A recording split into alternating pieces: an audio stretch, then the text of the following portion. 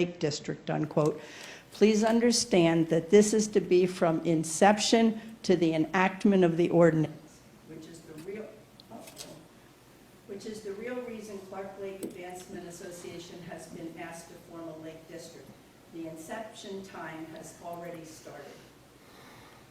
With respect to White Potato Lake District, at the July 20th meeting, under correspondence, Chairman Wolf said, and I quote, "I also had a conversation with an individual who started a lake district on White Potato Lake in Wisconsin. It did not take 3 years." And he is absolutely right. It took 20 years. I've been in contact with their treasurer and their president. Their efforts started in 1999, and they tried 3 different times over 20 years to enact to become a lake district. It was not until their Eurasian water milfoil became so extensive and so expensive to manage that they succeeded in getting more than 51% of the members to sign the petition. And only in this final push, with 11 people working on it, was the Lake District formed in 1.5 years.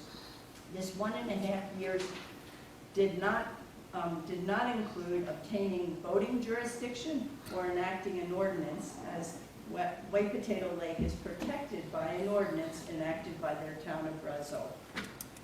With respect to Round Lake District in Burnett County is the only lake district I can find that was established exclusively to get an ordinance to ban wake boating. Round Lake has an average depth of 15 feet and a maximum depth of 25 feet. I reached out to 2 board members who stated that they established the Lake District because the Lake Association felt it was imperative to protect the lake from damage due to visiting wake boats from VRBO rentals, since the town declined to pass the ordinance. With much help from Extension Lakes, it took 1.5 years to form the Lake District, but another whole year to get the ordinance enacted, and that was in September 2024. That meant 3 full summers that lake remained vulnerable. Round Lake District's intention, I don't know why I'm holding this. Sorry, I don't know what I did. Did you hit the mute button? Where is that? It's the button right up by the top of your hand. Well, I'm sorry. Does this work? No. Does this work? There you go. You know what? The power went off. It's flashing red. Oh, the battery. Maybe the battery's bad, huh? Yeah. Can you turn the power off? Sorry, Yeah, Gwen. well, that's it. Sorry, Gwen. Okay, I got lost here, sorry. Oh, Round Lake District's intention is to simply rescind the ordinance if they're sued, as they have no police patrol. The towns of Sevastopol and Jacksonport can do exactly this now, enact the ordinance for which they already have the jurisdiction before the 2027 boating season. And should they get sued, not simply threatened with a lawsuit, they can rescind the ordinance. The third issue is a comment by Chairman Wolfel during the July 20th correspondence agenda item. And I quote, it took me a few listens, but I think I got it right. I mean, if you think about the things that they have asked us to do, monitor, control, or fix over the years, it's a fairly lengthy list, and they've consumed a lot of our time and resources. With all due respect, I would like a detailed analysis of this time and resources to which this sweeping statement refers. As I'm sure everyone on the board knows, and I quote from correspondence with the DNR, as owner of the dam, the town of Sevastopol is responsible for operation, maintenance, repair, and all compliance with regulations associated with the dam. Hence, in my opinion, this analysis of time and resources that Clark Lake Advancement Association utilized, quote, over the years, should exclude all the time related to their responsibilities in owning the dam. And my final comment, 4th item is, a Sand County Almanac was written in 1949 by Aldo Leopold, in which he introduced his signature land ethic. It remains critically relevant to this day. And I quote, "A thing is right when it tends to preserve the integrity, stability, and beauty of the biotic, or all living things, community. It is wrong when it tends otherwise." With this in mind, I am requesting that the town of Sevastopol actively work with the town of Jacksonport to pass identical ordinances to protect Clark Lake now.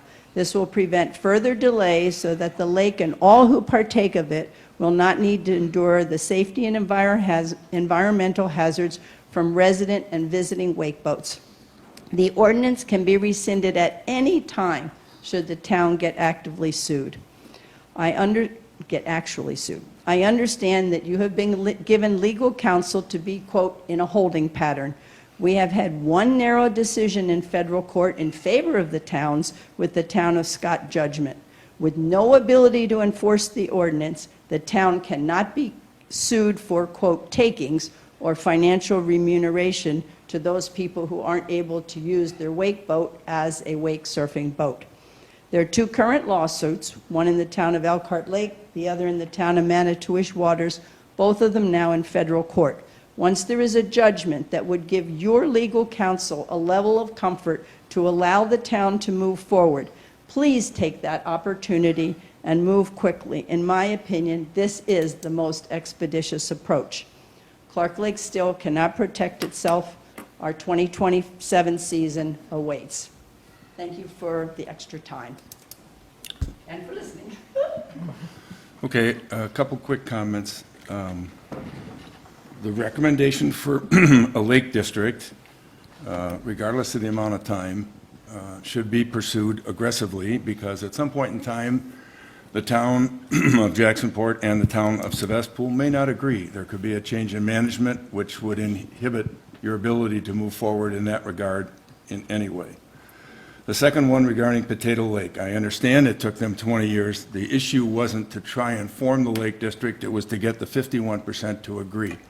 I fully expect that the 51% caveat has to do with the fact that there is the ability to assess taxes for the management of the district. But you're correct, it's a little bit of a variation in terms of the amount of time since they started it, but the issue being the percentage of people on the Lake District or the percent of people in the lake that had to form the district.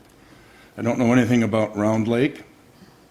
I know that the town of Scott opinion has been reviewed by our attorney. It essentially means nothing to us, one way or the other. As you undoubtedly know, they said they were never going to enforce the ordinance anyhow, so then you have to ask the question, why did they go through the entire process to do it in the first place? Don't know the answer to that. Not aware of it. In terms of the amount of time that this town has dedicated to it, I've never taken the position to extract time from management of the dam versus other things that are done for the lake. So good luck on my providing you detail on that. And then I guess my last question, and I can always ask Tom Wilson, have they started this whole process and come to us? Not to my knowledge, but at any rate, that being said. Is there anyone else wishing to speak? All right. Hearing nothing else, we're going to move on to our agenda. The agenda properly noticed. The agenda has been properly noticed. Motion to adopt. I'll make a motion to adopt the agenda. Motion by Jeannie, second by Second by Stacy. All those in favor signify by saying aye. Aye. Motion carried. Approval of minutes, Board of Supervisors meeting from July 20. You've had a chance to look at those. Motion to approve would be in order. I'll make motion to approve the minutes of the Board of Supervisors meeting from July 20th, 2026. Second? Motion by Mark, seconded by Jeannie. All those in favor signify by saying aye. Aye. Motion carried. Pending business, Associated Appraisal Consultants. We just touched on this subject last month's meeting, and we asked Mark to come and talk a little bit more in detail, because frankly, I didn't quite get it all. The issue at hand, for those of you in the audience or at home, is 2 years ago, we went through a total reassessment for the town, and you have to be in compliance with state regulations to be plus or minus 10%, after which time a clock starts that says eventually you have to step in and do a reappraisal, and if you don't do it within the state's designated timeline, which I believe is 3 years, the state can then step in and do this on their own. Unbelievable as it may seem, we were at 100%. after we did the reappraisal, and we have since subsequently slipped to 80%. So we have, 2 years in a row, started the compliance clock, if you will. And so there are obviously different alternatives to doing a total reassessment in the sense of sending people physically to every house. And we wanted to understand those options. And that's the reason that we invited Mark here this evening to talk a little bit about that and what course of action we can take. So, Yeah, is that- thanks for having me. So every municipality has to keep the assessments within 10% of Department of Revenue's equalized value, at least once in a 4-year period. So this, we're going to be entering for 2026. This will be the second year that we've been out of compliance. DOR recommends that you should conduct an on-site inspection revaluation at least once every 10 years. And so because we did one in 2024, gives you some more flexibility where you can do what's called an interim market update. Basically, interim updates between on-site inspection revals. And so for 2027, that's what the option I provided Amy was conducting an interim market update. We utilize the records that we have on file that we collected in 24 and update every year for permits and things like that. We bring the town's assessments back into compliance by updating to current market values and bring it within the 10% threshold that the Department of Revenue requires. So. I'm sure the board has other questions too, but is this in effect adjusting everyone up X% across the board, or is it individualized based on, So it's how the do you same. go through that? Yeah, same process we did in 24. We would revalue all parcels, all tax classifications, every part of the township. We just wouldn't be conducting the on-site inspections part of that program, but we wouldn't blanket everybody at the same percentage or anything like that. Every property changes at different amounts. Everybody has a different market value that might have changed over the last couple of years. And so we would then recalibrate our model and reestablish everybody's assessment again, land, improvements, everybody gets revalued for 2027 in this case. And we have, what, another year from 26 to implement that if we chose? Yeah, so you, again, your clock started last year, and so you get up to 4, and then they'll send you a letter after the 4th year out of compliance, saying that you have 2 before they'll step in and conduct one. You don't want to get to that point. It's Department of Revenue oversees the whole process. They hire their own independent consultant to come do the work, and it ends up being 3 to 4 times the cost. So the option that I presented is the most economical option that you have because it doesn't involve so much on-site inspection field work, and it will bring you back into compliance just like the 2024 one did. Did you recently do Sturgeon Bay Yes. City? And what was the interval between their reval and the market adjustment? It was very similar. We did on-sites in 2019, and then we did an interim market update for them last year. Excuse me. Somebody started talking. Would you Yeah, that's repeat okay. that, please? Sure. Yeah, we conducted an interim market update for them last year, updated their values. We've been doing it more often for a lot of our Door County communities, just with the way the market is appreciated so rapidly. It doesn't take long for you to fall out of compliance when increases are 10, 15% in a year. Been a little slower this last year, but we're conducting revaluations in Liberty Grove, Town of Gibraltar this year, and a couple other ones. So Forestville's are being revalued. So if we were to wait 4 years, chances are we're going to be back down where we were in the 60% category? Likely be in the high 60s, maybe low 70s. It just means a larger increase in 1 year as opposed to maybe something a little bit less if you did it sooner, more often. I think in an active market, I would always recommend maybe doing it every 2 years. But certainly you can go as long as they'll allow you or whatever you choose to do in between. And every municipality is in different stages of revaluation. Some just choose to do it every 2 years. Some will wait every 4. There's no requirements other than this 10% threshold. So. Okay. Anyone on the board have questions about this? Because Yeah. I think we I don't think we'd want to obviously let this go like we did last time, because even though not everyone experienced, kind of everybody rose at the same degree, it still was somewhat of a shocker, I think, to everybody in terms of the valuations.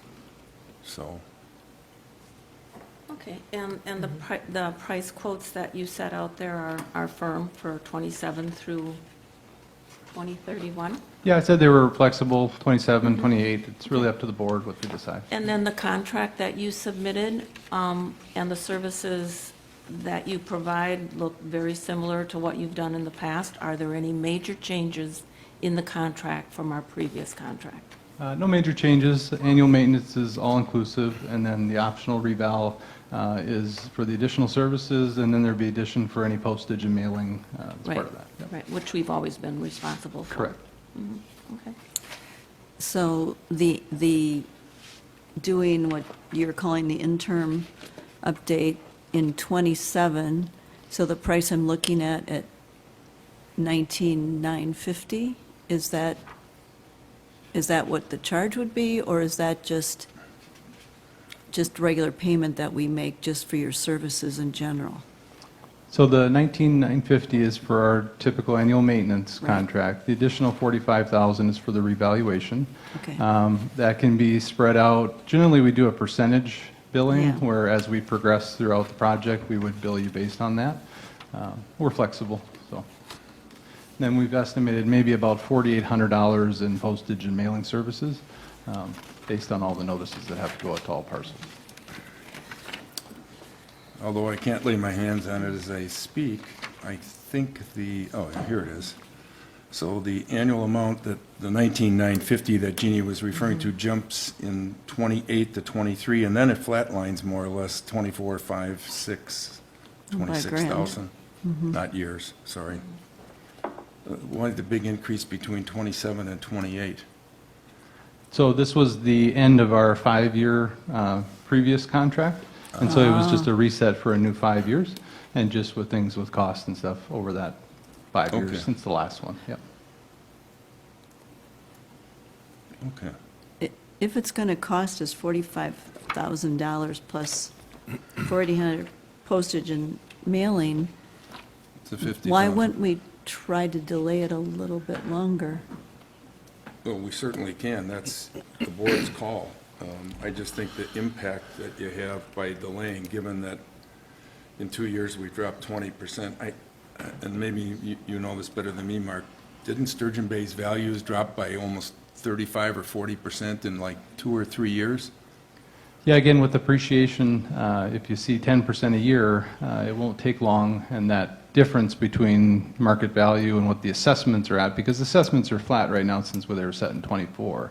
So as the market continues to increase, the next time we update values, you're going to see a far greater increase than what you would if you did it sooner. Nobody knows what the market's going to do in the next 2 to 3 years, but there hasn't been any indication that it's going to change anytime soon. So. Definitely not going to get any cheaper than now. No, but The you might have postage a is big, going up and the. it might be a bigger Under shock contract, if exactly. you wait. Yeah?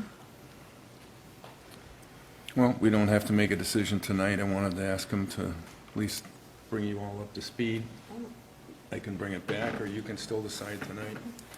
Just, Well- could you clarify the 45,000? So we have our set payments for the next 5 years, and I'm looking at your fee schedule. And so optional reval add-ons per year, 45,000 for each revaluation assessment year. Would that be on top of that, on top of our Yeah, regular That's what he said. payments? Correct. yeah. Divided by over 5 years? So No. the- No? No. No, the 45 would be over the year of the reval. So whatever year you choose to conduct the revaluation, It's an it would be additional an additional 45,000, Correct. in addition to whatever that year's annual Correct. maintenance fee was? Yeah. Okay, thank you. That's why I wanted to delay the pain. We can go both ways. Yeah. Well, you would advise us when it would be a good time to do that, correct? I think once you get to that 80% range, so last year we were at 88% overall. This year, it's going to be at least another 6 to 7% drop. So you're going to be close to 80%. At the end of '27, if you didn't do a reval, you'd be in the 70s. And Even- so, Even with your annual maintenance, where you are going to increase assessments, we would still fall that? so annual maintenance is, doesn't involve any updates for market Oh, I conditions. thought you said something about adjusting, looking at each parcel. Actually, I made a note here. That's the same. Okay, reval. We reval all parcels, okay.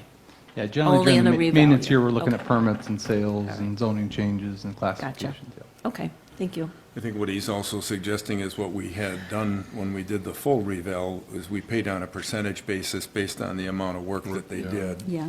So depending on the timeline, it could be a split over 2 fiscal years, depending on what's up. So in our budgets work session, we would take that into consideration to budget for reval in the next, We'd have to set some money aside Couple to years. do it, yeah. yeah, in addition to the regular maintenance, yeah. Okay, thank you.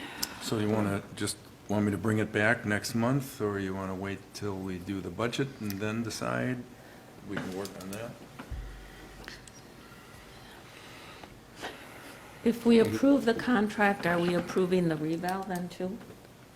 Well, Well, there's two, basically- the service, This, I mean, Annual. we can just approve the contract for services, can't we? Because Correct. it Yes. doesn't address the reval. correct. So I put in the contract, the last page, it's an optional reval, so you can choose I to saw do that, it okay. 27 or 28, so that's up to you. Yep. Well, Yeah. Yep. we're still under contract, so we don't have to approve a new contract till '28, correct? No, what? this is our last. No.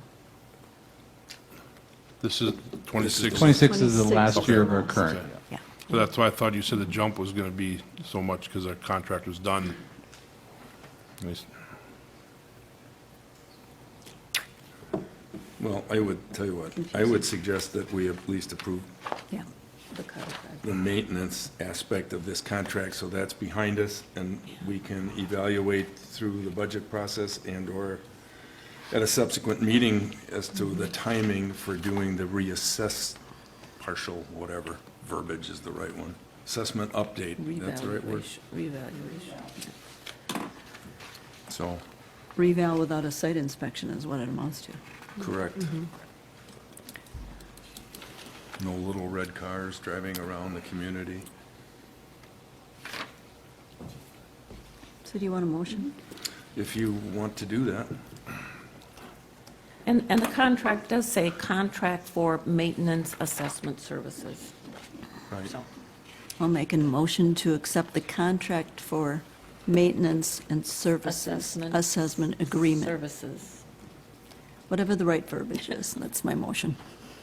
I'll second that, All right, motion by Jeannie, second as By Linda. presented.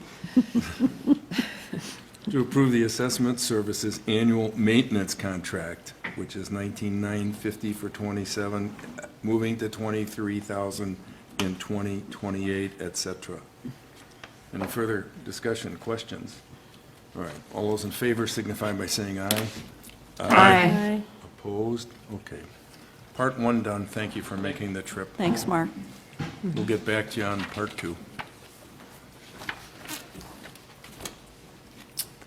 All right. America's 250 celebration at the town park. I think you missed Well, we something. missed- You missed Sorry. Destination for. designated funds, designation of destination, There's so many floating agendas around here. Door County funds. Sorry. I have it on another agenda. I'll put this one away. Okay. Designation, destination Door County funds. All right. So, as I think all of you are aware, we have been giving our money to Destination Sturgeon Bay, which is totaled approximately $90-some thousand to them to promote Sevastopol community businesses Room tax. through room tax. It's a reallocation of room tax dollars. most recently, we were fortunate enough, through Stacy's efforts, to get the business community to come in, hear our pitch, and to form a business association at the town level, which makes our business association eligible to receive what I believe this year to be $100,000 in funding to promote their businesses, which I think if you're any kind of business in our town and you have the opportunity to redirect $100,000 to support your business as well as others, it's a good thing. So we were asked by Destination Door County, which asks us to identify where those funds are going, and they gave us a timeline that didn't meet our needs, which was August 14th, 3 days ago. So I approached the new designated president of Destination Door County, and he gave us an extension, knowing that we were forming a business association. And so we are going to send back to them a document saying 100% of those funds are going to go to the Town of Sevastopol Business Association for next year. So if you're a business, and Stacy has a meeting, I think this week. On Wednesday. We On have, Wednesday? Yeah. can I comment on this a little bit? Sure. Yeah. So, first of all, it is not the Town of Sevastopol Business Association, it is the Sevastopol Business Association, comma, Inc. Yeah. And we have 7 directors and corporators that met at our last meeting. And so we have filed our articles of incorporation with the Wisconsin Department of Financial Institutions. However, I did talk to Mr. Jarish after our zone meeting. Plus, we have a lot to do before we can get our 501c6 designation. Articles of incorporation is just the start. We are looking at draft bylaws on Wednesday that have to define our structure, our organization, going forward. Control. We need conflict of interest policies. We need at least 3 years of a proposed budget. We have to summarize our activities. Very detailed, the more detail you can provide the IRS, the less likely your application will be refused. There's also a $600 filing fee that we need to finance, so on our agenda for Wednesday is finances, establishing a bank account and how we're going to fund things, and the application can take up to 90 days to approve. So like I said, we have a long way to go. Talking to John last Thursday, he did offer some leeway on that time commitment as far as returning that designation, but, I have that in writing from him, so. well, an extension beyond that, Okay. a slight extension beyond that from our conversation. So this may be a little premature. I would rather be premature than not at Okay, all. but it is the Sevastopol Business Association, comma, Inc., per our articles. All right. We don't have any officers. I mean, this is Maybe all, hopefully Wednesday. all going to We happen can on do it. Wednesday. We can We do can it. do there- it, sure, is there- but can do it's it. not, we got to do it right. We'll do it, Rand. Look at another way. Do you want us to just give it back to Sturgeon Bay? No. No, Okay. We're gonna so do it we'll right. find we it- want to do it right, and But it's I do, going to but take a lot of work. Yeah. We'll A find lot of a work. happy medium that, let's put it this way. I'm sure Sturgeon Bay would step up and say, ooh, you're delayed, so let me have the money and Oh, yeah. we'll do the same great promotion that they've done so far. The one page. One page, Right. so, all right. So Supervisor Wade is a business as part of the business association. Oh, yeah. So she's done all this on her effort to advance the whole thing as a business owner, not just the supervisor for this Well, town, in so. addition to our ad hoc committee, I mean, you set Right. the foundation. Yeah, But you volunteered to do a lot of work too, Linda, so it's appreciated. Well, thank you. Yes, I mean, our bylaws are long. What are they, like 25 pages Oh, or yeah, something? there's a lot. I mean, it's going to take a lot of time to go through those and cover everything that we need in this application, so. I mean, So I'm what- fine if you want to send the designation in. I guess we can always change it. Well, that's kind of my take. I mean, I hear what you're saying, but that's what I'm saying. In the end, Sturgeon Bay will stand ready to take any funds, and it will be no different than what we've gotten from them in the past. Right, and as far as, you know, if Destination Door County requires some documentation, at this point, we do have our filed articles of incorporation as a starting point, right, Stacy? We do. I think we should pump the brakes a little bit and make sure we have all of our i's dotted and t's crossed before we do it. We have to give it to somebody, Mark. Well, if we lose out a year, we lose out a year. It might happen. It might have to go back to Sturgeon Bay for 1 year again, unfortunately. If we don't have everything in place, we're going to be eating crow if September, they come and say October, that November. Yeah, we don't have everything in place. When I What, Crow? but the flip side of that is, think we can do it. Well, thinking we can do it and doing it and having everything in place is two different things. I'm yep, just saying. but I we're- think you have we some- Hold on. We have a lot of things going on right now. You have a lot of things going on right now. I know. So what I'm saying is, I think we need to cover our bases here and not just jump in wholeheartedly right away. But I think if you tell the people in the room, there's $100,000 next year, we need this done, this done, this done, this done, this They'll done. get it If done. everybody takes a task, it'll get done. And You see how say, many "Next volunteers week we I need have here this." every meeting? Beating No, on the but door? that has to be those businesses, and you say there's $100,000. Next meeting, I need this done, this done, this done. If we don't get it done, it's gone. and if we leave. And then what? If we leave the It's gone. $100,000, It's gone, exactly, it's gone, Yeah. or we give it back for a year. It's gone. I'm just saying. For 1 year. Gone. That's what I'm saying, for 1 For year. 1 year, then there's a pause. I think that's going to motivate some of them. I think Yeah. we had good motivation I think so too. at the last meeting. I think so too. That's You why I know, don't think there's we an had- issue. We had 7 businesses step up for the Yeah. board, to form the board. So I think they realize the significance Right. of this dollar amount and what it can do for their business, their newly formed business association. So, you know, rather than pedal the bike backward, let's pedal it forward. Right. I think if you take the $100,000 carrot away, you lose enthusiasm and forward movement. And as I said, we designate them if it falls flat, that we're 3 months behind, and they get the funds, be what it may.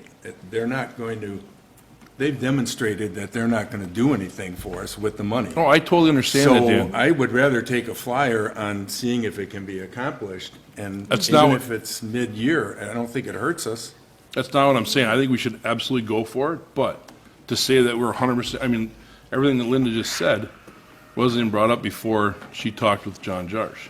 Everything was So- brought up. I already did bylaws, I already did articles of incorporation. I've done a lot of that stuff. It's them getting together and just deciding what they want. Yeah.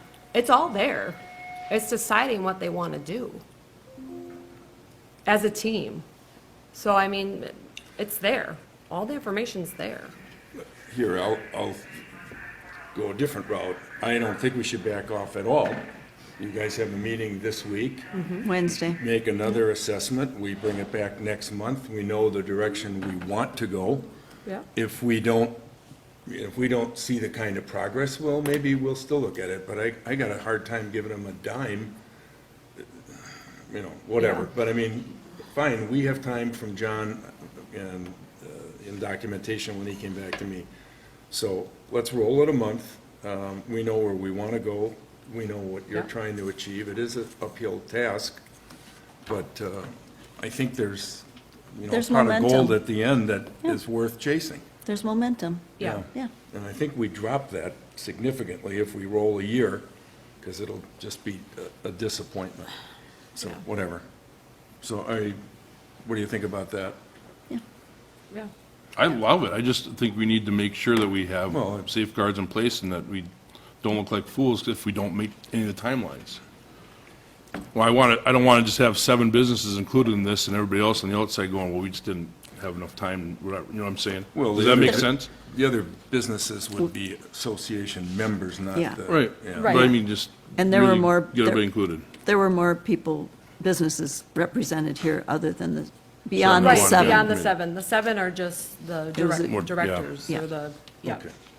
So we'll bring it back for next month. We know where we want to go. You can give us an update on the progress, and we'll move from there, okay?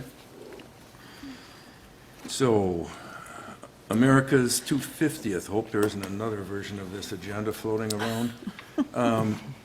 250th celebration at Town Park. So, in honor of the U.S.'s 250th anniversary, Destination Door County gave some funds to each town in the county from room tax dollars to try and do some type of local celebration in their community. Our designation is what we're working on currently, which is targeted for October 3rd. We have met, we've talked about this. We're trying to put together an event so our local people can come in, and we would spend roughly, right, the $6,000 that we have been given out of the tourism dollars to spend. Our lead on this has been Miss Waite, and she's been tracking with a lot of different ideas. So, Linda, why don't you, even though we've had a little bit of update, let everybody else know. Sure. All right, so first of all, the screen or the Jumbotron. So I've been talking to Steve from this, he's local, he's in Green Bay. We have using our tent, he's pretty certain the Jumbotron would not fit inside the tent. He suggested having it on the outside with no sides on the tent, but I don't think that's going to work. So he does have an LED screen. This one, yeah, I need to update that a little bit, but anyway, he does have an LED 12 by 7 foot screen that will definitely fit in the tent, and he just assembles it. It does take a generator, but the Honda generator, I guess, I asked if it was noisy. He said, nope, shouldn't bother you or interfere. Should we do an overview of this event? A little bit, maybe? What we're planning? Yeah, because I mean, Like- we're on the movies, but Food, maybe nobody. bouncy house, patriotic music, and movie in the park. And ice cream? And ice cream? And ice cream. Okay, so I'm working with him. We're going to have a screen one way or the other. The cost is the same, $2,000. He might adjust it a little bit, but he's reserved something for us for that date, so we have to decide, are we going with him or not? I have a quick question. Does it require a generator if we have power there for him? Because we have power all over the park, and I can get any power you need anywhere in the park without a generator. He said it comes with a generator, and he's used to doing these things outside, but I can ask him if we can forego the generator. I You're ta- mean, yeah, if we get, depending upon where you set it up, we got power at all the ball fields. Yep. We get power from the concession stand. Okay. You're talking about the Fun Flicks guy, right? Yep, yep, and so I think we agreed on the movie The Sandlot, but now our chairman has something No, else in that's mind. fine. And I asked about downtime, so he didn't think he could fill, so I'm thinking maybe our event starts at 3 PM, so maybe the movie at 5. He said he can't fill the space? He would have a hard time filling 3 hours' worth. He could fill an hour's worth with music, or he has some fun family, like trivia things that he could show. And We'll- it's a we're gonna have other things DJ going on. quality sound system, he said. So that's where that sits. The licensing, legally, we still need this license, so whatever movie we show, I need to contact this swank.com. It's, as a new customer, we'll probably get a discount, otherwise it would be in the $400 range, but Steve thinks we could get a nice discount on that. The bounce houses, I have, per Mark's recommendation, Party in a Box, James DeClerc, I have reserved 2 bounce houses. He asked that if he could bring them on Friday, and we can store them somewhere inside on a dolly, and then haul them out on Saturday. It does come with stakes and a tarp and blowers and everything. They'll deliver and they will pick up, but we need to set up, so, okay? Banners, so using Stacy's nice little flyer here with some of those graphics and some other ideas, I did submit that to FLS Banners, Josh, so he is working on that. Probably be in the $250 range for 2 of those, so we can expect a draft from him. Ice cream, ding-a-ling is all reserved. I do have a contract that I'm going to give to Amy. They do request a $50 deposit. The total cost is $525, and that is vanilla ice cream. That's a soft serve machine, by the way. It's a actual Soft serve machine serve comes will with, serve. yeah, the ice cream, the bowls, the spoons, like I said, delivery and pickup. What did we figure for attendance? How many people? Well, I said 200. Okay. When it's gone, it's gone. Yeah, I just couldn't remember. Make what sure we- you all get here right away, like at 3 or 4 o'clock. So I'll give this invoice, this contract to Amy. So that's all set. The tent rental, that is set too, yes, available. That is Toby Rented Tents. It's the same outfit that the FFA Farm Breakfast uses. He is sending me a contract to sign as well. A 40 by 80 foot tent for $1,600. We will have the solid white 6 sides, close to the, yes, he will set up the poles and everything. He thought the Jumbotron would fit in, but he wasn't sure, so I'd rather depend on Steve with the Jumbotron. And also chairs, 200 chairs at $1.25. The sidewalls, so 40-foot sections times 6 at 30 is 180, so that's that. Advertising, I guess we decided we would do no printed advertising. So if we have our 2 banners, maybe one at the town hall here, one on the corner. We got our big digital sign by Culver's. We have our sign out front. Stacy's did this great flyer that she's distributing, and we can get on WDOR for free, and Peninsula Pulse we can do free under community events. So that's that. Hot dogs and buns. Welsing's, right here in Velmy, is contributing 400 hot dogs. Thank you, Nell and the Welsings. Plus some skinless wieners for the kids, 400 hot dog buns. We will have to purchase those from Welsing's. Ketchup, mustard, tin foil to wrap the hot dogs in pre-cut sheets we will need to order from Walmart. Plates, napkins, and cups. We got a few dollars in for that. I did go to Walmart to request some donations for our water and soda. I requested 200, but I only got 100, so I got a $100 gift card. Popcorn, Mark, that's up to you. Oh, and then some swag for the event itself, banners or whatever. Amy can look at what's out there at Oriental Trading. They're the cheapest, so most economical. Nothing like celebrating U.S. from Oriental Trading. Little flags or the tattoos. It's the American way. Yeah, there's this kit that comes with bracelets and Sticky tattoos tattoos. and everything else, sunglasses, so we can hand those Can out we to the see? kids. And then as far as the band and the AMVETs, I'm going to turn that over to Mark.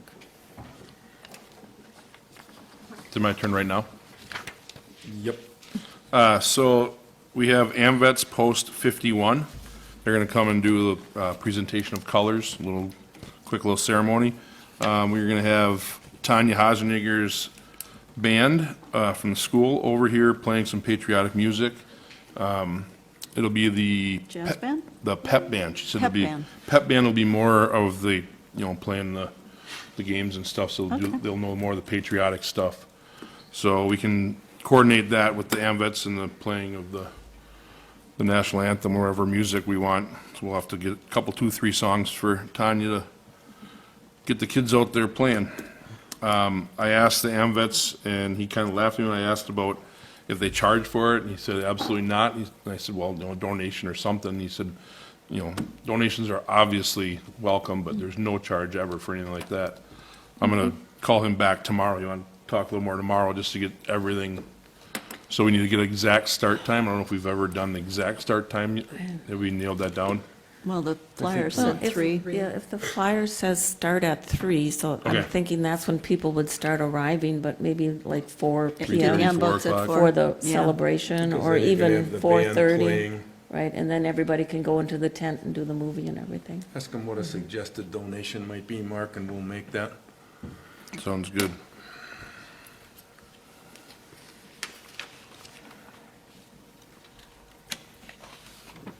Are we gonna have a tip jar by the ice cream machine? By the popcorn machine as well. Popcorn too. I'm getting buttery popcorn on my fingers for In nothing. for a buck. So, Also, if anybody's interested in volunteering to help out with this, we are gonna need some hands for pouring ice cream, making popcorn, dipping the butter, all the things, helping with the sprinkles and keeping the things in order. If anybody's interested, set up Saturday morning, would be awesome. And everything is free. Compliments of actually the Door County Tourism Zone. yeah, So everything is free. it's those tourists that helped us out. Yep. Okay. Anything else? We'll have a refresh of this conversation once again at our next meeting, just to make sure we're on the same page, because I think we're going to need a little sign-up sheet going and try and figure out where we're tracking with that. Newsletter update, Linda, you want to spend a moment on that? Yeah, so the newsletter went out, and everybody that was supposed to get one got one, even our condo complex in each mailbox.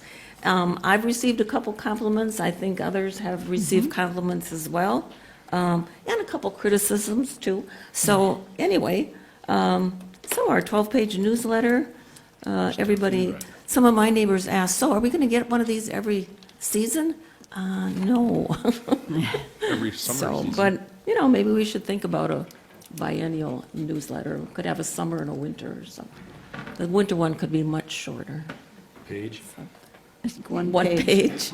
Hi, we're still here. Oh, and we also got a compliment on actually sending a real paper copy on nice paper opposed to getting it in your email. Digital, So, right. yeah, so great. And again, thanks to Laddie Chapman.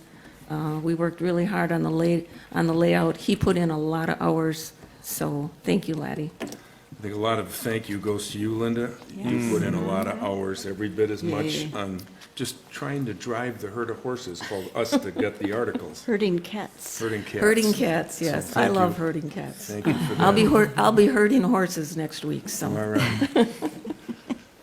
All right, next item here is the request from the Safe Bayshore Drive, which is a funding request of the town.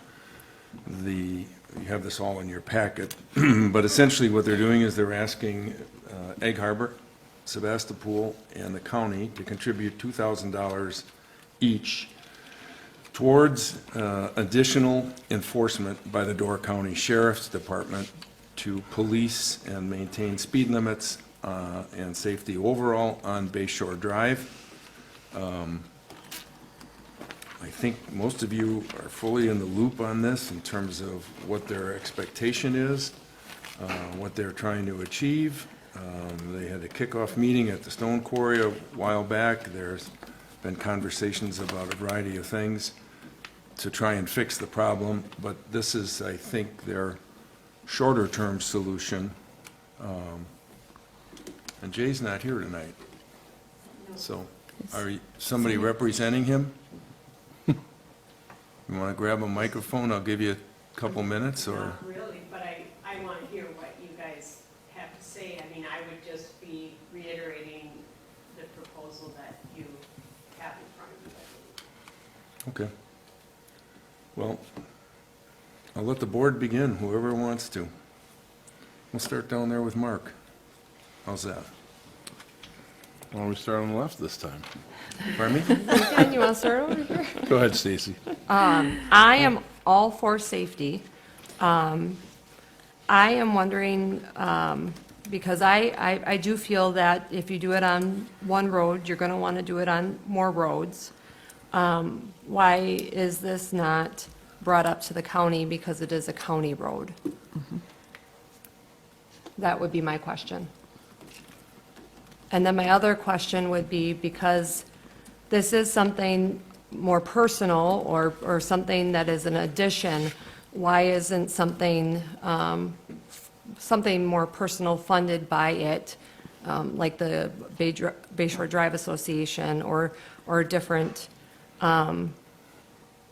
it comes from a different fund because somebody else wants additional support. I just don't feel like other people on different roads, although I support it, will feel it's fair that their road isn't getting the same respect as this road. Can I speak? Yep.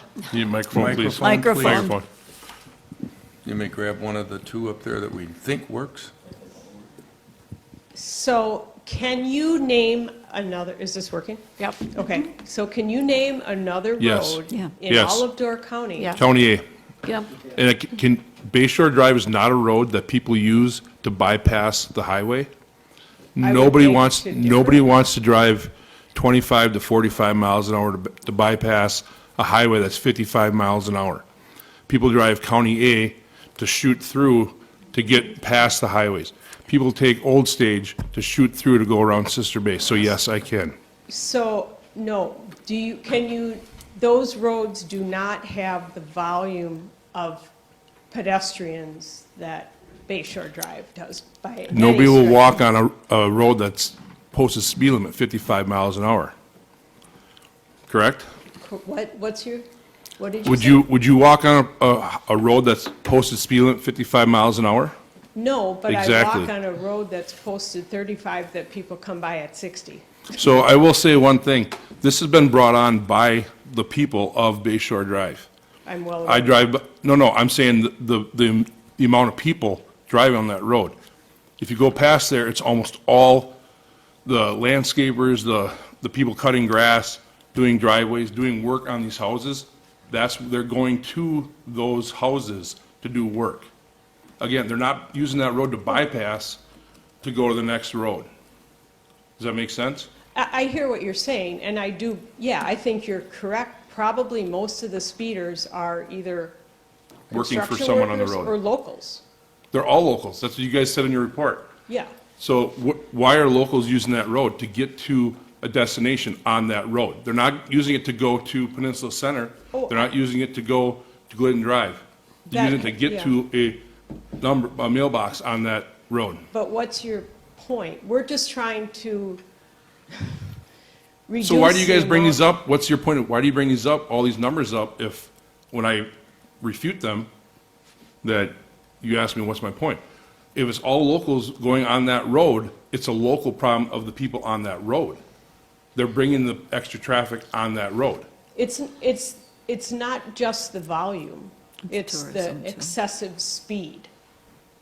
Absolutely, because they're trying to get to the next place. So my I get it, question I understand is, it. I can think it's, you name another road in Door County that has the volume of pedestrians or vulnerable users, the volume of traffic, and the excessive speed? All those three combination. Name another road that has that. Glidden With Drive. I would say documented, Glidden Drive. Glidden Drive. too. not the volume. Well, if you She go lives per there. mile, if you go per mile for length, if you take Bay Shore Drive, it's one of the longest roads in the county. If you take per mile, per vehicle, and actually put the numbers together, I would believe Glidden Drive would Well, hold its own. If someone has the wherewithal to document that, we have it documented. The entire, the stretch. Yeah, I don't want to sit and argue with you. No, We're and just like- I'm not against safety. I'm first, I'm right there with safety. I'm not saying safety isn't an issue. I'm just saying in this proposal, who's going to pay for this? I don't think it's fair that the town is going to pay for this. I think it's Well, either the we asked county the because county it's. as well. Yep, I think it should be the county because it's a county road, or it should be a private Yeah. person or a Fundraiser. some sort of fund, because they're wanting it. As me as a taxpayer, I don't live on that road, I shouldn't have to pay for that. I don't feel like I should have to pay for that. So, yeah, Because my road is important too. I live on County Road P and people zoom past County Road P. And I have children. Okay. And they're right there, and that's a safety issue for me too. I've had to call the cops a couple times to sit on my road to watch it, because my kids almost got hit. Well, so It's a safety issue too. yeah, I mean, it's just, It's a safety issue. it's a lack of, And I'm all for safety. I'm all for Enforcement. safety. But I think that this is a county road. I don't think the town should be, that's how I feel. I don't know how you guys feel. I don't want to mistake because I don't know all the rules, but my understanding is repairing the roads, adding, new paint job and things like that is the county's responsibility, but the other things, like enforcing of safety, can fall on the local level. I may be wrong on that, but that's my understanding. I have a question for you, if I could ask. Has this group approached the sheriff's department about putting out more? Is it possible to put more people out? I mean, you're talking we've about been this doing money that, for believe me. overtime. So what's the We've been doing that discussion? since we started. Okay. So I lived on Bayshore Drive for 25 years. So when we moved from the Southern Door area to Sevastopol, my address was Bayshore Drive. Now, I moved several times on Bayshore Drive to different homes. So I walked and biked Bayshore Drive. And yes, for a pedestrian, it's a dangerous situation. No question about it. I live one road up, Windermere Drive now. Still walk on Bayshore Drive, not all the time, but some of the time. I now put on a vest, a reflective vest, when I go out. My husband, same thing, with our dog. Yeah, it's a terrible situation, and there's no question, it's a dangerous situation. My life has been compromised several times. And it's terrible, and it's a shameful thing. And I blame the people that are driving those speeds. And Well- unfortunately, there isn't the enforcement, and a lot of those folks, I will point out, are local people that are speeding. I know that, yeah. I mean, So, that's- what you're saying is we're asking for a little bit of money. Private people have already put out $17,000, and we're asking for $2,000 to enforce it. And if the speed limit was enforced by any sense of the word, this discussion would be done. So what control, I don't see the town being able to encourage, I don't know what the right word is, enforce whatever or force the Door County Sheriff's Department to sit on that road more often. I don't know how we actually can do that. To me, because it's a county road, it would come from the county. The highway department, that sort of thing, is all county. The sheriff's department, I believe, is under the county. So all those things fall to the county, not to the town. And we've been approached in the past on some town roads about people speeding, and with a request to lower do a study, and, with the hope of lowering the speed limit. But we said no, that we couldn't do that because that's one road, and how many other requests would we get? And this is taxpayer money, and we tried to be very responsible and accountable for spending taxpayers' money. So I think that's what Stacy was getting at, as well as Mark, and if we did that, how many times do we have to do it again? And, where do you draw the line? So it'd be really nice, because frankly, the coffers would grow quite substantially if there was more patrolling on Bayshore Drive Well, and we're more asking tickets. for a short term, because we've been knocked down with everything. This is a minimal budget ask for a short-term trial solution, see what happens. I mean, if we have a reputation of You get picked up if you're on Bay Shore, guess what? People are gonna drive the speed limit, and that's all we're asking. Has this money been guaranteed to fix that problem? Like, have you gone to the county, you've gone to the sheriff, gone to the boards there, like, talk to the sheriff's council or whatever and say, hey, if we give you this $6,000 for overtime, is this gonna make sure that they are spending $6,000 worth of hours on your road? I don't know if that's. Well, I don't know the guarantee, but I mean, that would be the expectation if those overtime police were given, I mean, we asked for like 6 hours a week, and that would be with the understanding that they're there to enforce the speed limit.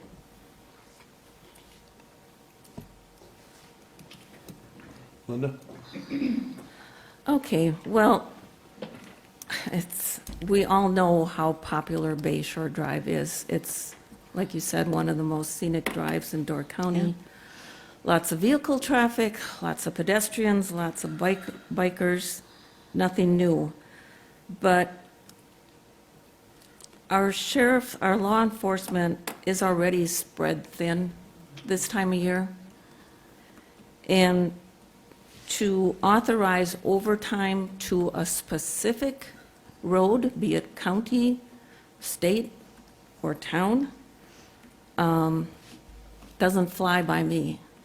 I am not in favor of the town nor the county as a taxpayer covering the overtime for a specific area. Our law enforcement has to cover all of Door County. Yes, it's a high-traffic area, so you're going to have more speeders, and yes, people will speed. And to me, I am not in favor of the county nor the town contributing towards your project. I'm sorry. Okay. I'm not in a lot different position from the others. I do happen to know that Egg Harbor has declined to make that investment. So my guess is that you're going to come up short regardless of the effort here.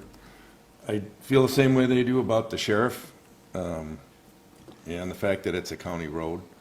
And I did support, meaning me, support the fact that they do a safety study, but again, it's a county road, and in the letter that I sent to the Highway Commissioner and to Jay was basically saying that same thing, but without financial assistance from the town.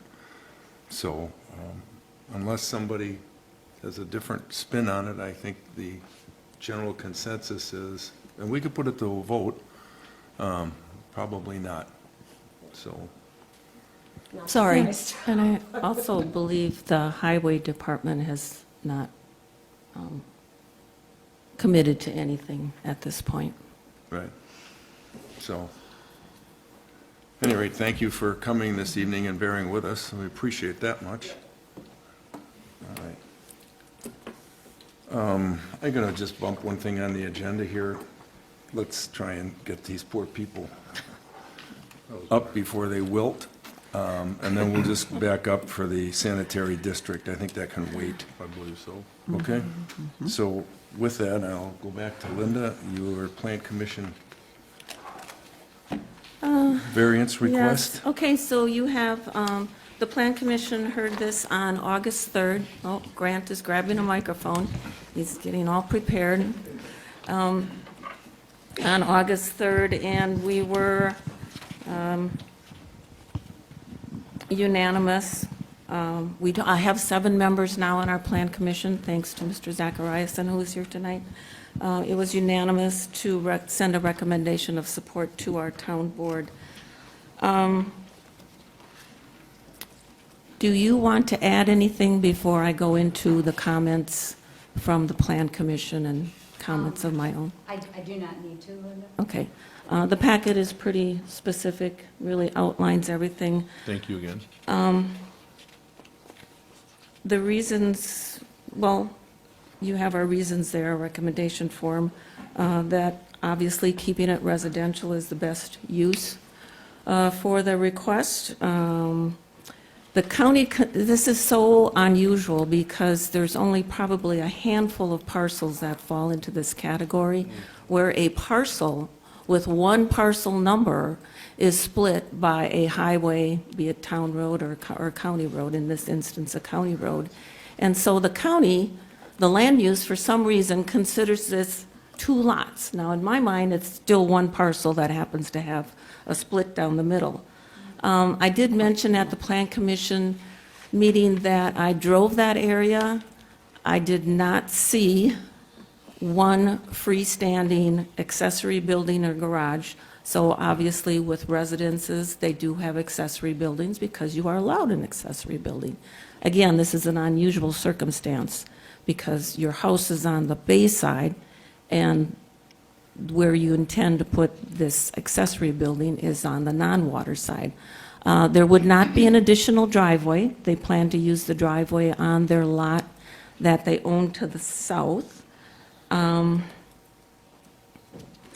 support from the neighbors, we had several neighbors here, and all of them supported the request for this freestanding accessory building on the lot across the street.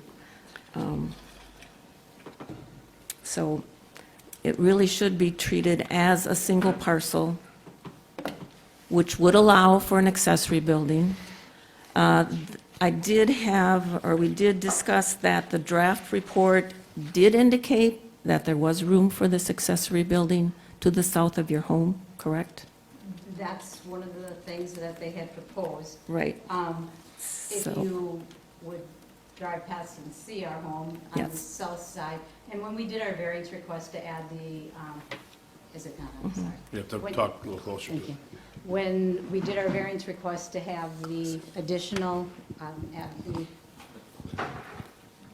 Talk attached into the mic. garage, Stantec, Bodwin's at that time said that the north side was the better option. We would have to take down less trees. And so that's why we didn't put the garage on the south side. The size of the accessory building that would be put on the south side would be about the same as a 10 by 12, regular garage shed type. And we would be taking down a couple trees on the Bay Shore. We've done a lot with the landscaping to make that look beautiful. I mean, yeah, as we were just saying, we have so many people driving through. We have bikers, comment on our flowers or what have you. So putting a shed, a garage, whatever, on the south end, why would we put, it just would not be, wouldn't go with the aesthetics. Yeah. I do have to say, your residence is absolutely beautiful. Thank you, Linda. And we did talk about, okay, there already have been 3 variances for this parcel. So initially, the cottage was, the prior owner was doing some work on a cottage that was too close to the water, so that had to be relocated. And then when you built your house, you came before us because you wanted to expand the footprint to what was allowed.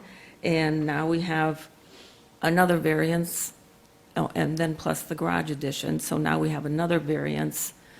So, variances have been quite common over the last few years on this parcel. True. I agree with that, and I know when Jeff and Donna had it, they wanted to maintain the original structure that was there, and that's when they had to move it.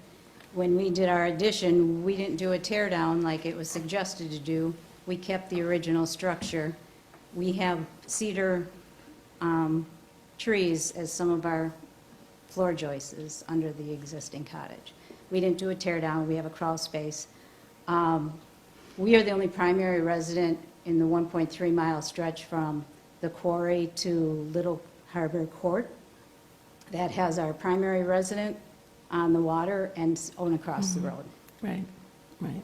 So anyway, the reasons for the Plan Commission decisions, again, keeping the property residential even though it's an accessory structure. You did explain that it was for storage only, that even though there's a loft, that it will not contain any living quarters, and obviously an accessory structure cannot have any overnight Correct. stays as well. So we were okay with that. Again, the burden of having your parcel split down the middle by a county road, a very popular county road, I might add. That was kind of an unnecessary burden. And like you mentioned, the minimal removal of trees versus putting it by your house. And there, you already have cedar trees, so there will be like a buffer, a screen from the highway. I don't think it's going to be highly visible once Correct. you have your building in place. Consistent with the town's comprehensive plan, obviously, keeping it residential. Concerns or objections? The Plan Commission looked at it as a single lot, and we would ask the land use or the Board of Adjustment, who's going to hear this, to look at building height, impervious surface, accessory structure, square footage compared to principal building. So I don't know the parameters off, but if you have a principal building, your accessory structure can be only so much percentage of the primary residence, and I don't know what those numbers are right now. But like I said, it was a unanimous decision of the Plan Commission to forward the support to the town board. I believe this will be heard on August 25th. August 25th before the Board of Adjustment.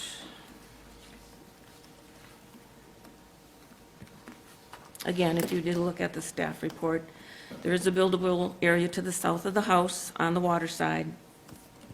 You can have a structure of 120 square feet across the street. There's already a small little building there. That would go. On the other property. Yeah, that would go. Or you could construct a bigger building if you had a residence on the other side. Right, and that we struggle with. Why would we put another resident on the same parcel and put a well, a septic, and remove even more trees and disrupt? So, I think the support from your neighbors went a long way with the Plan Commission, you know, allowing a separate standalone storage building.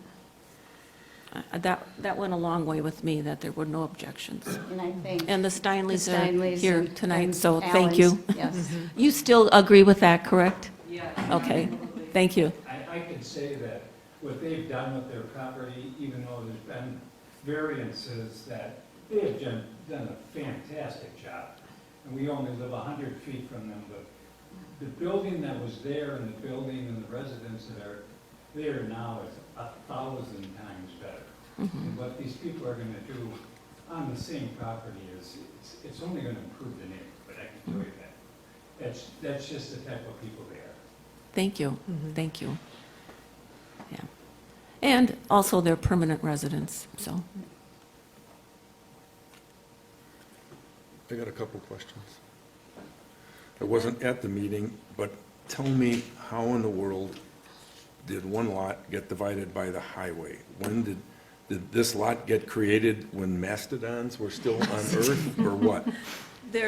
Well, and they own two lots, so they and they own the lot to the south of them, which has a cottage on it, and across the street.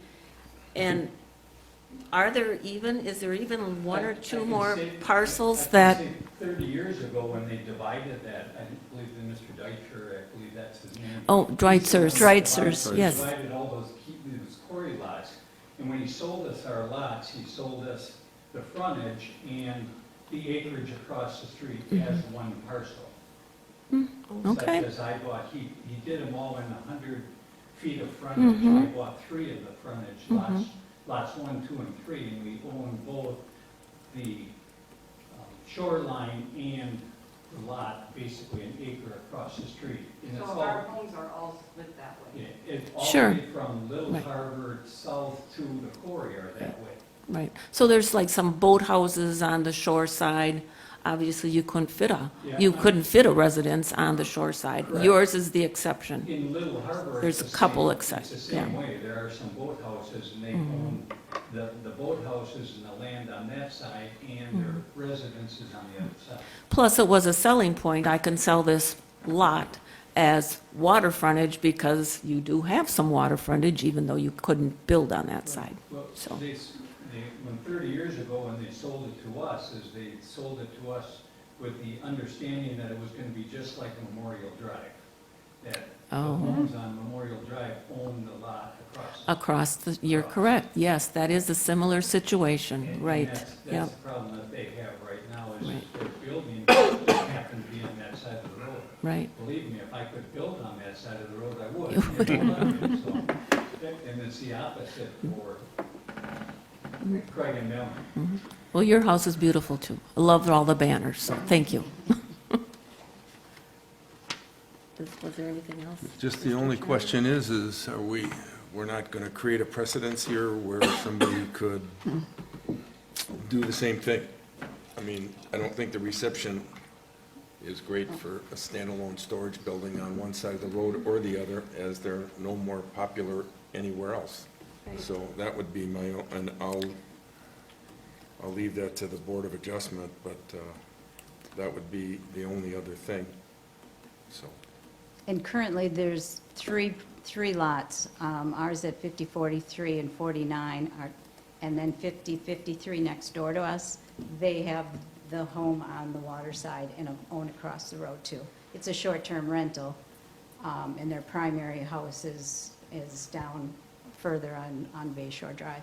Other than that, the owners are, if they have the house on the water, they don't own across the road. Okay. That's it for me. Yeah, I think those are Unless the somebody only, else- yeah, I think those are the only three parcels. And 50, In that 43 is area. only 50 feet of frontage. So you can't really do anything with that on the other side because it's really not wide enough to put anything on. Are there stipulations of size? I guess I didn't catch that. On it's called an accessory building, right? Is there a stipulation about size and height The of an height, accessory building? We didn't know before we went in front of the planning commission, so. I looked into the height situation, and it has to be lower than your primary. And this one, our home is 23 feet, 8¼ inches tall. The building is 23.3. The impervious surface, we looked into that, and using the information that we had when we did the impervious surface ratio with the variance in 2021, and then calculating the full lot, the combined lot impervious surface ratio would be 5.79%. If you had one contiguous parcel and you have a primary residence, your accessory building can be up to, 75% of your footprint of your primary. So obviously, this is less than 75% or whatever it is of their Okay. existing footprint. That'll be a future variance? So Just kidding. 75%, I couldn't find. I don't know that. what the rate, I'm just Okay. using that as an example. I Somewhere don't know around the ratio. 50%, if I recall, but. it I could be don't more. remember the ratio. And but- then, Linda, are there rules about, did I read no electricity or no plumbing? There- Can't be used? If it was, If it was the shed, no Right. electricity. right, or Um, sanitary or or anything, but sanitary. you are proposing electrical. Correct. Just And you electric? would run the electrical from the south lot We would that run you the own? electrical, is on the east side of the road. Okay. It's on the same side as where we are. The pole going. is there already? The pole is Oh, there okay. already. All right, Correct. so you don't have to run another line across the street or No, anything? correct. Okay. And of course, they don't allow any of that to be living quarters. Correct. Right, absolutely, no Unless living we do quarters. septic and well, and then Right. we can, Our yes. understanding is you can build there if you do those things, but we don't want to, Make that another in. resident yes. there. Understand. Yeah, that was another oddity, that you could build a house there, Yes. So there's two parcels. 750 square foot It's house. crazy. And do an accessory building. It's a very strange situation. It'll be interesting to see what the Board of Adjustment says. Yeah. Which, by the way, the Board of Adjustment did grant the wall sauna. Okay. All right, so has everyone had their 2 cents here on? So any further discussion? If not, someone would need to make a motion to move it forward. I make a motion to approve the Kregg and Melanie Shilbauer Trust request variance to construct a 2-story, 30-foot by 40-foot garage. Recommend, Recommendation. recommendation? Recommendation Not approval. Recommendation to forward to the Board of Adjustment. to forward to the Board of Adjustments. Okay, we have a motion by Stacy, modified by all of us. Say aye. Seconded by Mark? Mark. All right. Any further discussion? Hearing none, all those in favor signify by saying aye. Aye. Opposed? Hearing none, good luck. Good luck. Yeah. Appreciate your time. And then You're dismissed. Amy will, we need to do, okay, so as far as our recommendation form, Amy will send our recommendation to the Board of Adjustment in advance of that August 26th hearing. It goes into the packet to all of the Board of Adjustment members.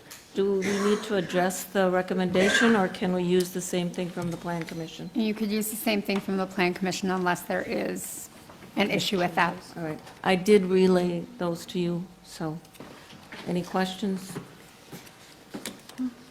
Okay, all right, good, good luck. Good night. All right, backing up for a minute, Sevastopol Sanitary District 1 recommendation. And this stirred some long, deep memories that I had about this thing.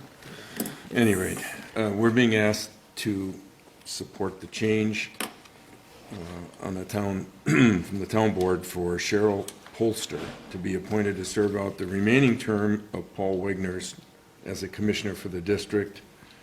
And the part of this that kind of stirred up something that came up from Greg Colthurst a number of years ago, and he resent it to me, which is they're independent but governed through us. It's kind of a mixed bag. We, as part of the state statutes, we are supposed to get a copy of their year-end financials and a few other things for our review. We've never done that. I did ask for it a few years ago and never got compliance from them. Now, I don't know if it makes a lot of difference or not. Maybe there's somewhere in one of these state statutes that says we're liable because we didn't oversee their financials. I don't know. But if you think it's something we need to do, we could come back to them and say, well, we'll do that only after you agree to do those aspects that you're required by law. Or we can choose to ignore it and move on. So I'll throw it out there for your discussion. Could I make a motion to fill that vacancy conditioned upon receipt of documents per the Wisconsin statutes or something? Sure. We could? Okay, well, I could do that. Okay. So I would make a motion that pursuant to Wisconsin statute, section 60.75, parent 4, under vacancies, that Cheryl Polster be appointed to fill out the remainder of the term as one of the commissioners on the Sevastopol Sanitary District Number 1. Okay.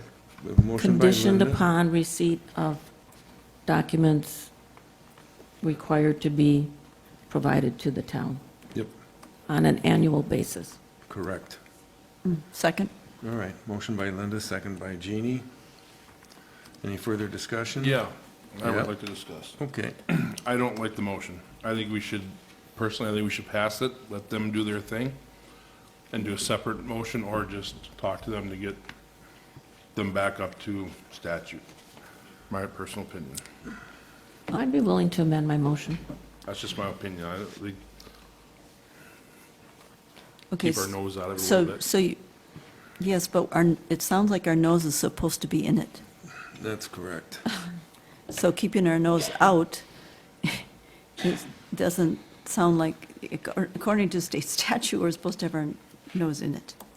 So, we have kept our nose out, and it sounds like the chairman has requested, and that has been ignored. So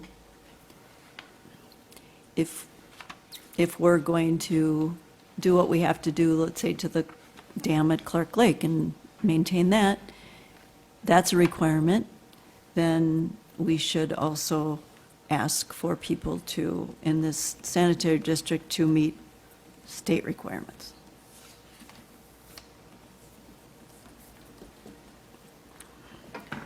And it can be done a, separate way, that's fine. Okay. Recommend her as a commissioner and then do a separate thing, but they really should come up to their responsibility.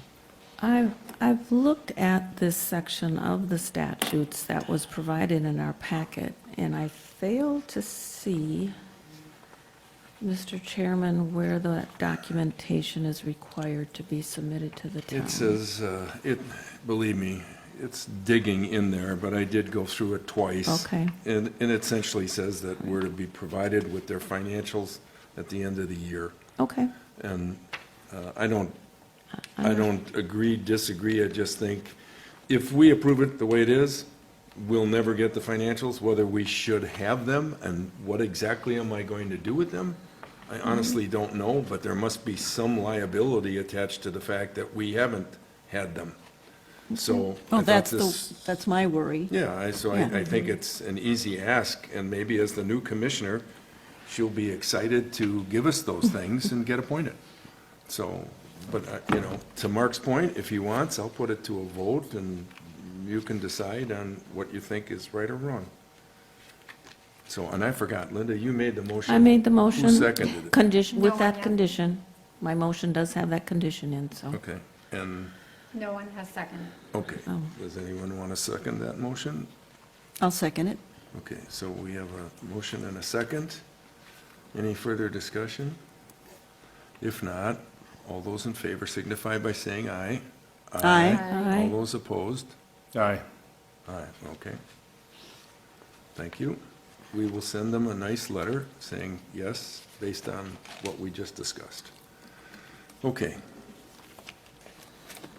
Nothing is easy tonight, but we're just working through it, that's all right.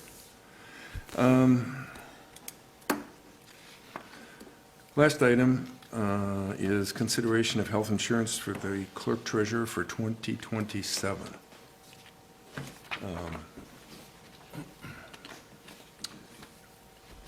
I would just basically say that Amy has approached me with a request that we provide medical coverage for her. She is somehow or another was able to find out that the other communities provide that option for their full-time employees, and she's asking us to consider that.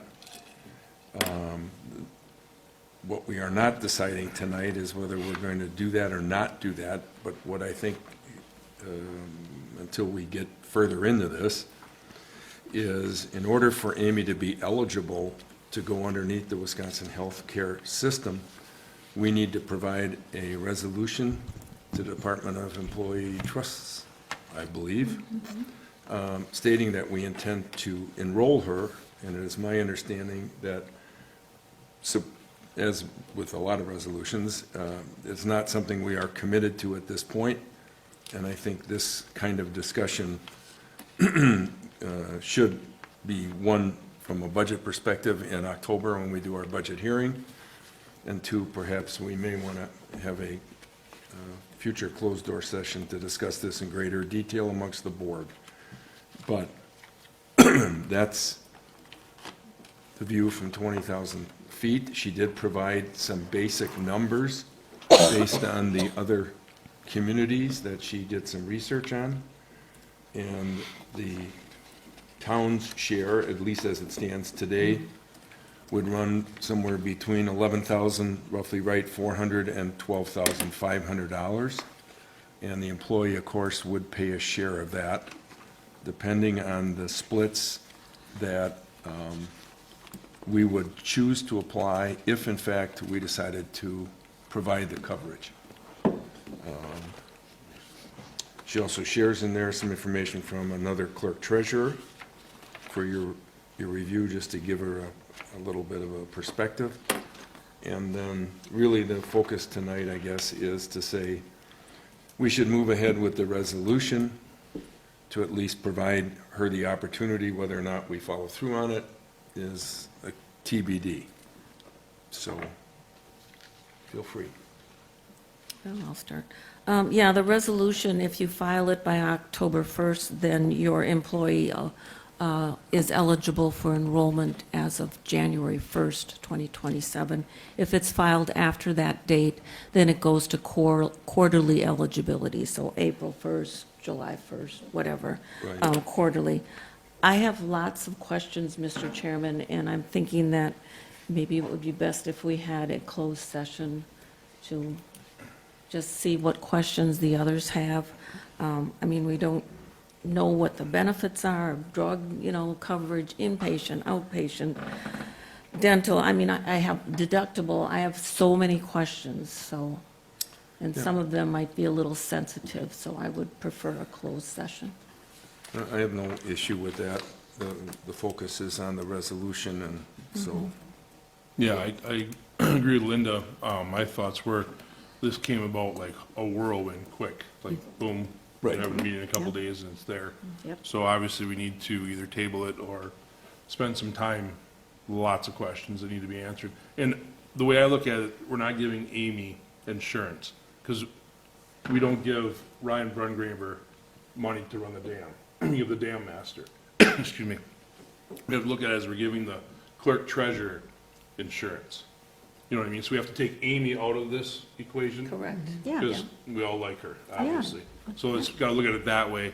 Then to your point, Stacy, so you're voting for the clerk treasurer to get, that position to get, Yeah. you know what I mean? So you can kind Right. of take the person Right. out, she's your sister, we all know that. Right, I You just know, don't want friend, anybody we to all- be, No, Yeah, so that's Right. just one of my thoughts, that we just got to, yeah. I think obviously we need more time. One of my questions that Amy could probably look at beforehand, so we have an answer. The eligibility was the employer already participates in the Wisconsin retirement system, check, we could do that, and must be covered by a Section 218 agreement with the Social Security Administration. I kind of looked at that, and it more or less says, if you're going to do this, then you have to have, FICA withheld and everything like that. So you might want to do a little research Okay, to see what's involved in getting that Section 218 agreement with the Social Security Office Okay. Administration. any other comments? Yeah, me. Yes. Oh, no, No. sorry. Raised my hand all night, but nobody's noticed, so now I'm I'm sorry, unless it's a non-agenda item. So, Mr. Chairman? yeah. I mean, we could wait for that information. Maybe you could get a printout of the benefits, like a summary, like I said, drug coverage, inpatient, outpatient, dental, mental health, everything, and have that for us. If we could have a closed session before our next meeting in September. Yep. And then we could act on it in September and meet that October 1st deadline. Can do that. Yep. Just a suggestion. Anybody else have a feeling one way or the other? I'm neutral one way or the other. So, What are you saying, you're neutral? on I that? mean, we can either do the resolution tonight, or we can do it in September.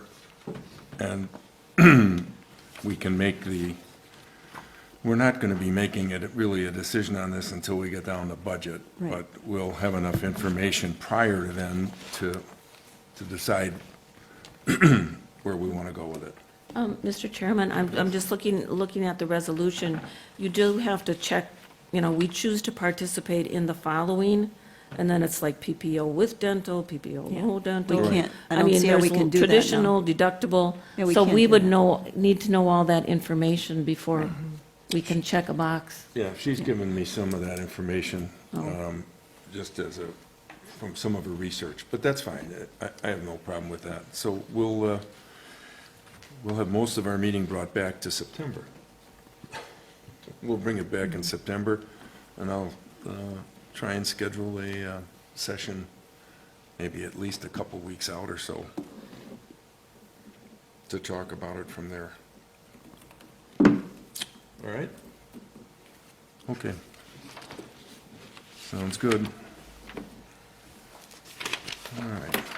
Moving on, we have the financial reports for the month. You have the account balances as of June 30th, budget versus actual January through July, and you have the transaction list by date. And I'm going to guess that Amy has something she wants to share with us. I do. The town has received the August settlement from the county for the remainder of the 2025 taxes. To date, our charter franchise fees are only $3,700 lower this year than last year, and committees should start working on their 2027 budgets. Did you say the charter is down 3,700, but is that before the state comes back and bumps it back?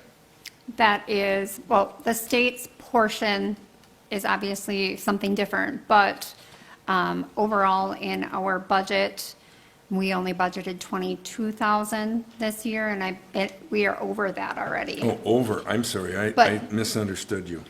I don't But understand it either. at that same point last year with charter, the franchise fees, those were lowered Okay, last year. all right, thank you. All right, motion to approve the financial reports. So moved, Linda. So moved by Linda, second moved by Second. Jeannie. All those in favor signify by saying aye. Aye. Aye. Motion approved, okay. Everybody's had a chance to sign the vouchers, bills, and claims? Yep. Motion to approve? I make a motion to approve the vouchers, bills, and claims for July 21st, 2026 through August 17th, 2026. All right, motion by Stacy, second by Second. Mark. All those in favor signify by saying aye. Aye. Aye. All right, done. Anyone have any oral committee reports? Mr. Chairman? Oh, did I see that Door clock? Door County I'll Tourism keep it Zone. brief. Yes, the Door County Tourism Zone. First off, we need to replace, there's an opening for a full-time administrative assistant with full benefits. So if you know of anybody that's looking for a job to work with Juliana and Cassidy at the zone, send them to Juliana. We also talked about, so we're located in the DC EDC building over on the west side, in the incubator. Yeah, the incubator. That building did sell. We have not received any notice that tenants need to go out or anything, but there is an opportunity, as you know. The county is finally moving forward and doing something with the old Yonkers Furniture Building on 4th Avenue. So I guess the county is thinking about going into the landlord business, and they have suggested that perhaps DC, EDC, and the zone might be good tenants for that space, shared, of course, with the museum. So that's something that's coming down the line. They would be interested in a long-term lease, like a 10-year lease. So that would give us stability, that knowing that we wouldn't have to exit our building or anything, and probably a good partnership too, with offices. So no retail space or anything like that. It would be local government or semi-government space in there. And then we did have a really good unit meeting in Bailey's Harbor last Thursday evening. Reports from WTA. I went to the council meeting and a couple other workshops, and yeah, we're getting an increase in transportation aids. One thing and of course they're always looking at gas tax. One thing I found interesting was everybody makes the comment, oh, well, electrical vehicles aren't paying their fair share of the gas mileage, right? They are? So in Wisconsin, only 3% of the vehicles on the road are electric. Yeah. So, and they've increased the registration and the licensing fees for electric vehicles to compensate for the loss of gas tax. I still think we need to raise gas tax. Anyway, I found that interesting, so really that's all. Okay, thank you, Linda. So in the packet, we have meeting minutes from the Sevastopol Business Association, Park and Rec meeting minutes from June 11th, and the Town of Sevastopol Plan Commission meeting minutes from July 8th. We would need a motion to approve and put those on file. I'll make the motion to approve those minutes and put them on file. Motion by Mark, Second? second by Stacy. Feel like a badminton ball or something. Any rate, any further discussion? And I'm guessing the answer is no. So all those in favor signify by saying aye. Aye. Carried. I offered Hugh the ability to go earlier before. I'm thinking he's going to be changing his mind. You? Yes, I'm used to alphabetical order. And I'll try to be brief so that we can beat the town's curfew. Ooh, that's true. Yeah, I think relative to the last month's county board meeting, the major discussion item obviously was the museum and the proposal for funding of the construction. It went through a pretty thorough process, both in the finance committee as well as, kind of a detailed discussion with the county board. I voted for it, and as part of the discussions we had in finance, one of the paths I'll be taking is that one of the things that was said in previous meetings by the county administrator was, with the museum in place, that would be, if you will, a foundational element to look for a better partnership with the Friends of the Door County Museum. If we look at because I'm a firm believer that we don't need to be in the museum business. And if you look at other precedences that the county has set prior to me being on the board, is they've reduced funding for the county fair, saying, the county doesn't need to be in the fairground business. And they've worked with the fair board to make them more self-sustaining. And they've lowered the contribution that the county provides, and they've done, a better job with entertainment and other things, to raise revenues. The other precedence is that if you look at Cana Island, that's county-owned, but yet it's through the Door County Maritime Museum, where the Maritime Museum runs it, gets percentage of sales, does promotional activity, et cetera, and they basically manage that facility, and it's consistent with their mission. So I'm looking that I want to do the same thing with the museum, and basically, eventually get that, operational aspect basically out of the county budget. So that's kind of where, you got a foundation, set to get the building up, get the ADA compliant, make it so that you can do your archives work and storage, but, basically put the onus on the, Friends of the Door County Museum to basically say, okay, you have this, now how are you going to operate this so that it can be self-sustaining? Because we have a lot of other funding needs in the county. And, right now, running it on a shoestring and only having 11,000 visitors a year, you need to look at it from a business perspective in my mind, saying, okay, how do you make this really a going concern? And it's, from that perspective, that's where I believe the county needs to go from a policy perspective. So, with that said, it's approved. They went through an exhaustive process to make sure that it's cost effective. And yes, they're looking at tenant space, and hopefully for whoever is in there as a tenant, will set a nice Door County premium on the lease, so that it helps with the county coffers. Other than that, we had one other item regarding the Cherryland Airport had a cost overrun. Cherryland Airport is like a lot of airports, small airports in the U.S. where it's actually primarily funded through the federal government for its operation. So they had to do some taxiway work. They had issues with road compression or aggregate compression testing and other things for the construction that failed. And that was and that project actually is being managed by the state of Wisconsin Department of Transportation.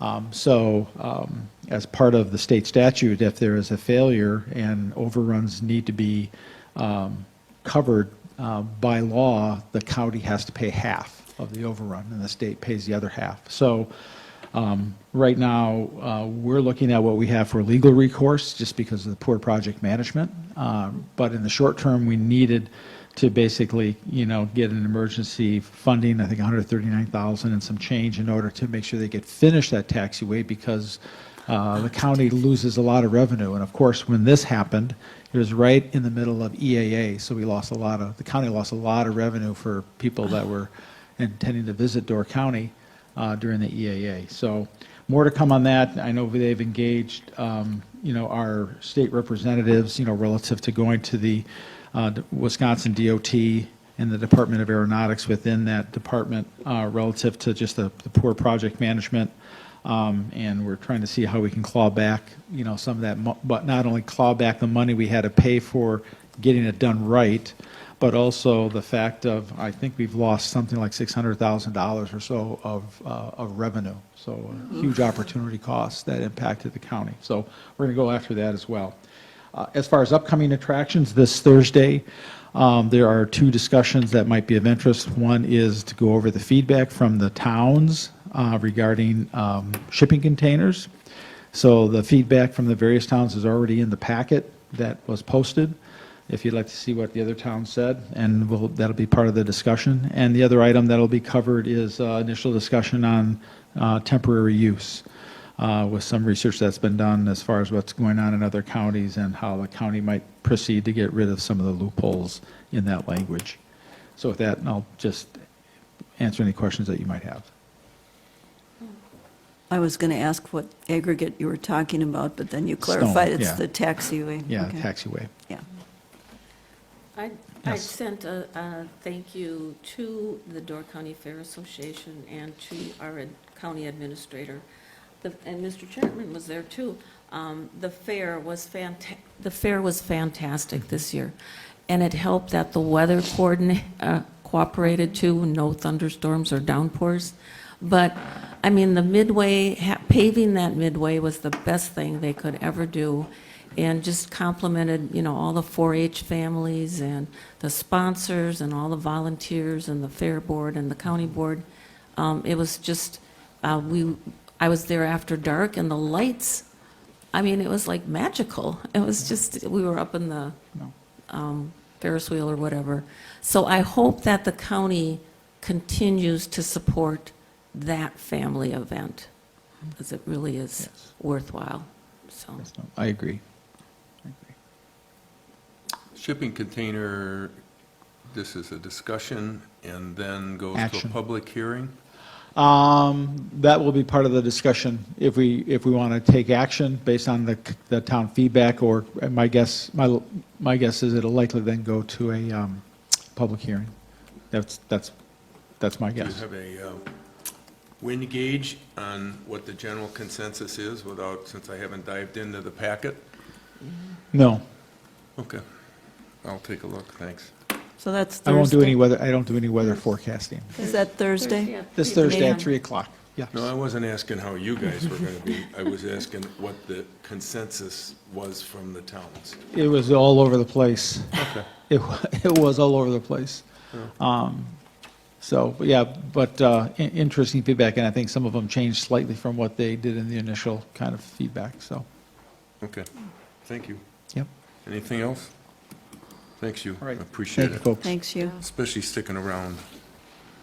Okay, license and permits, inspection specialists, you have that in your packet. And you have some actual new construction. So you have that. Under correspondence, everybody wants some more money, and Pinkert Law Firm wants to do the same. I have a question on that. On Pinkert? What is that number? Is it per hour, or is it? Per hour. It doesn't say She should have anywhere in said the letter. per hour. Oh, sorry, it's per hour. That's- We- It's not your, sorry. It should have, been. it Right. wasn't clear. I was kind of thinking it's per hour, but is it just every time you look at her? Should it just be you know? If we- Kind of, Yeah. Well, I knew what it was, and so I knew where it was You made going. an- I'm 99.9% sure, but You're- we should just have her Yeah. read.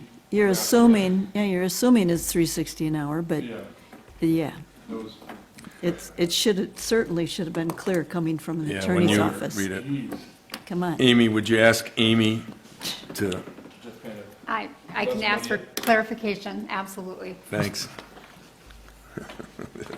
Our legal counsel asked her to straighten it up. Yep. Hardly.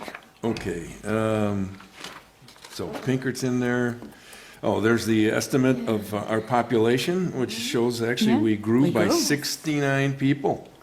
Yeah. 16 housing units last year, and this was interesting, 4,995 people are estimated of voting age. I want to say that number's up a fair bit. Do you remember the number before? I wanted to say it seems to me like it's up a couple hundred, and I don't know. Whatever. Okay, you got it. And then there's a copy of Taylor Bly's effort here to create a little swamp in his backyard off of Whitefish Bay in Bechtel. And as Hugh mentioned earlier, if you hadn't seen it, this is the proposed text amendment that Clay Banks had sent in that they're going to consider as the second item, I think, on their agenda this week.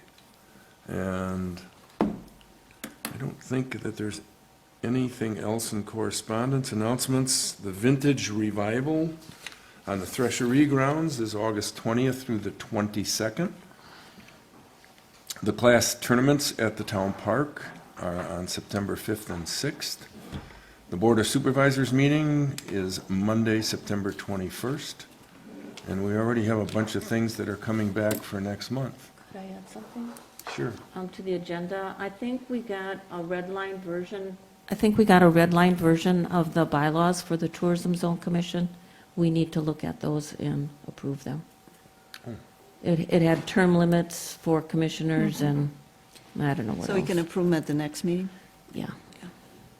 Just put it on the agenda, Okay. please. Thank you. Will do. Hearing all of that, I think the only thing left is possibly a motion to adjourn. I make a motion to adjourn. Motion by Stacy, second by Mark. All those in favor signify by saying aye. Aye. Opposed? None. Hearing none? We are adjourned.